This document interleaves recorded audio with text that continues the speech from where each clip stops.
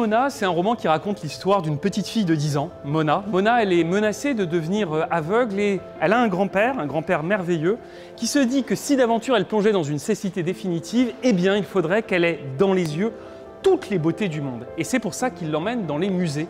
Ils vont aller ensemble d'abord au Louvre, ils vont finir par Beaubourg et entre les deux, ils seront à Orsay.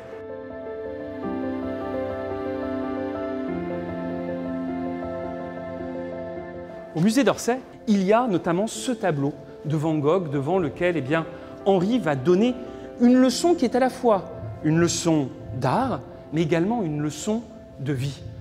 Alors en fait, devant ce tableau, Mona va d'abord passer 25 minutes. Elle va complètement plonger au cœur des couleurs. Elle va notamment être très frappée, et c'est normal, par l'extraordinaire vitalité de la palette de Van Gogh, et puis aussi par tout un climat de folie. Mona, devant le tableau, elle se dit c'est un petit peu comme si quelqu'un avait la perception qui était altérée. Et c'est vrai, Henri le confirme.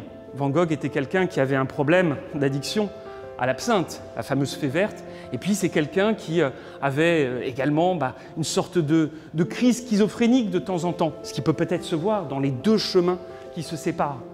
Devant le tableau, pour comprendre la peinture de Van Gogh, Henri va lui parler d'un poète qui est quasiment le double de Van Gogh. Ce poète, c'est qui? C'est Arthur Rimbaud.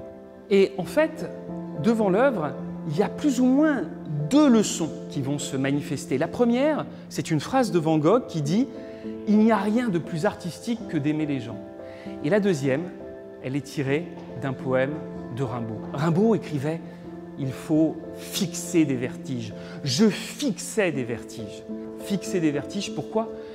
Pour toujours sentir une espèce d'ivresse, une espèce d'extase, mais qui nous accompagne la vie entière.